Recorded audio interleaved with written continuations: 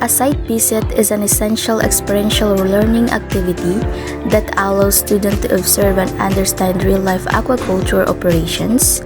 Through direct observation, interviews, and documentation, students gain insights into fish production system, management practices, environmental controls, and technologies used in aquaculture facilities.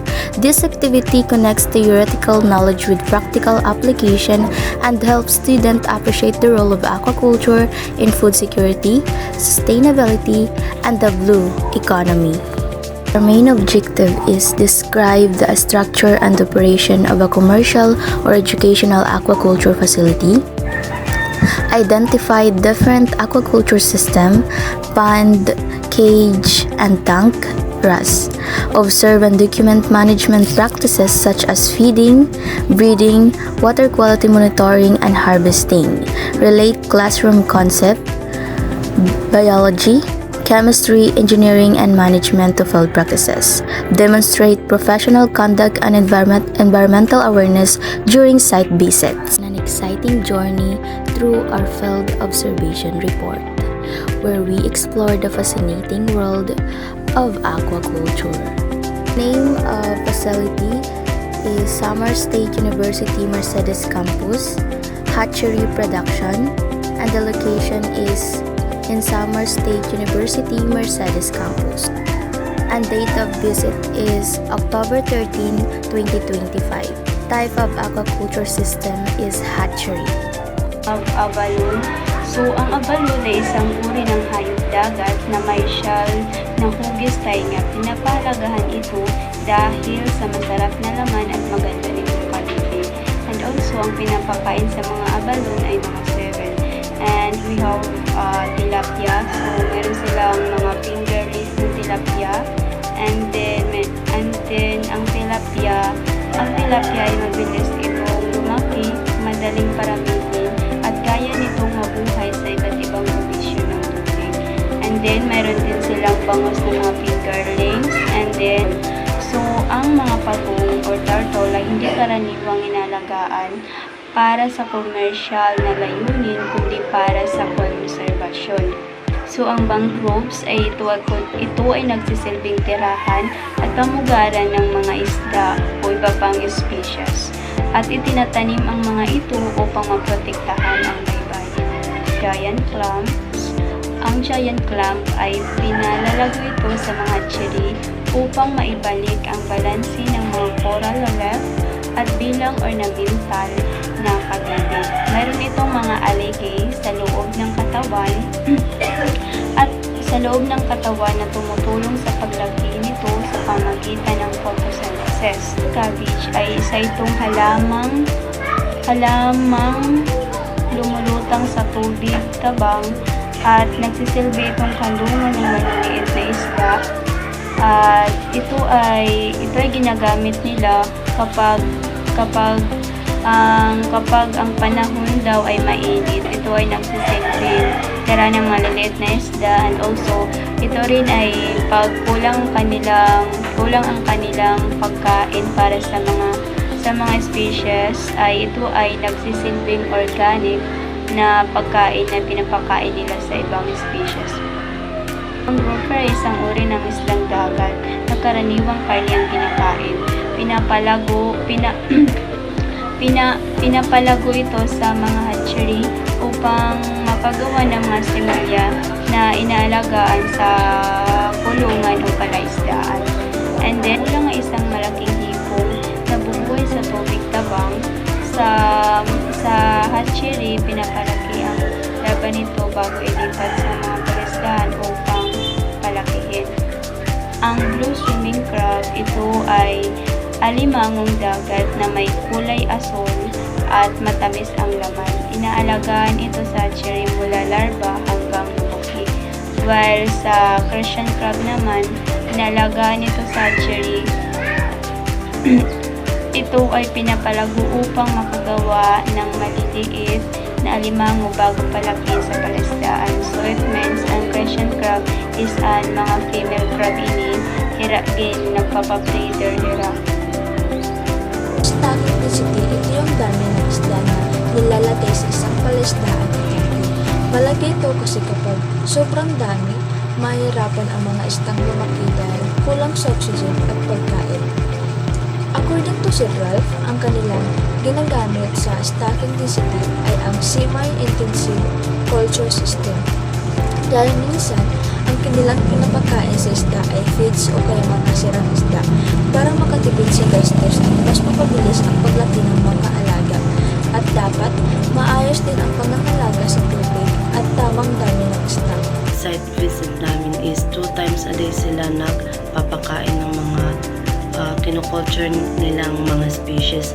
At isa sa umaga, which is 7 a.m. tsaka sa hapon 4 p.m. And kapag naubusan sila ng feeds na pinapakain nila sa mga species ay gumagamit sila ng water cabbage, which is one of naging culture let nila. And also nagamit din sila mga reject na mga isda. Water management. According to Sir Ralph, ang paglilinis ng tubig at ng tangke ay dapat once a week.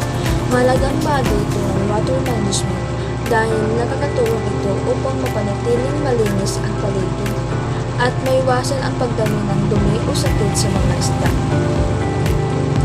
Sa regular na paglilinis tuwing isang beses sa isang linggo, nanatiling maayos ang kalidad ng tubig at mas malusog ang mga isda.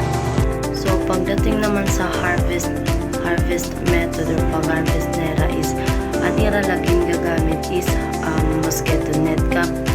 Kay according kay Sir Ralph nga gutigudlan ira budget daw, so nag-improvise na la sila para makapag-harvest. Ang amon mga napansin na mga problems sa hatchery is kakulangan nila sa budget nga kulang na sila sa mga tools, mga materials na sa hatchery nga. Sa liwat na problem dito is an era water source kay an era kasi water source is an sa may seaside na daan dagat, pero kasi yan naging katahuban na ito siya kay may ititindo, so nagiging usalat ito nila nga problema kay ang tubig kasi nga ito is medyo naguhugaw na. So sa innovative practices naman is nung during ng site visit namin is may nakita kaming mga malalaking water can na ginamit nila as a water tank. Doon ay kinoculture nila ang mga like ulang and groupers. Tungod sining site visit is mas na-realize naman na kung ano talaga ka-importante ang aquaculture. Sa pag-site visit naman dito, naman na-realize nga damo talaga ang mga species nga makurit talaga kung paano ma-management ito ng labi na kung aquaculture kay makurit talaga ito nga dirila siya basta-basta nga dinilat naman na adnan na dakulit ngayon ang importansya sa aquaculture dirila as sa amon ng mga student pero sa community nila. According to the operator of the hatchery, their strategy for maintaining water quality is to use filter tank. However, this ensures the water is safe for the fish, but he aims that they don't have any problems because the fish appears stable and healthy. How are the diseases prevented or managed? Diseases prevention management in hatcheries are crucial of maintaining the health and productivity of viruses species. Hatcheries implement a range of measurements to prevent the introduction and spread of the diseases, including biosecurity protocols, regular health inspection, and vaccination program. Based on our interview with the facility operator, one of the main challenges they face is financial constraints. Sometimes, they experience a lack of funds to buy fish feeds.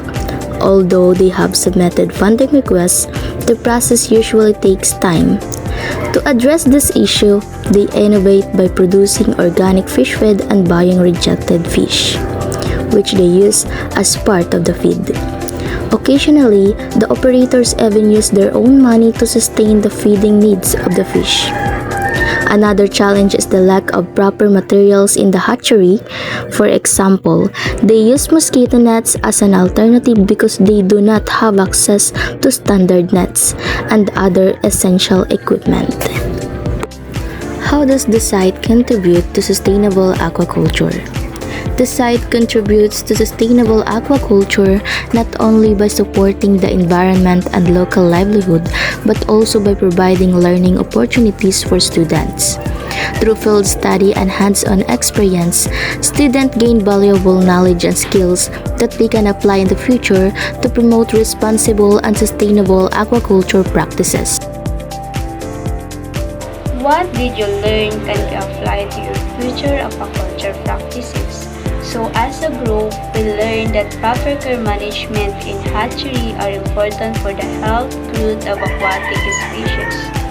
In the future, we will apply what we learn by practicing sustainable aquaculture, keeping the water clean and protecting aquatic life while improving production.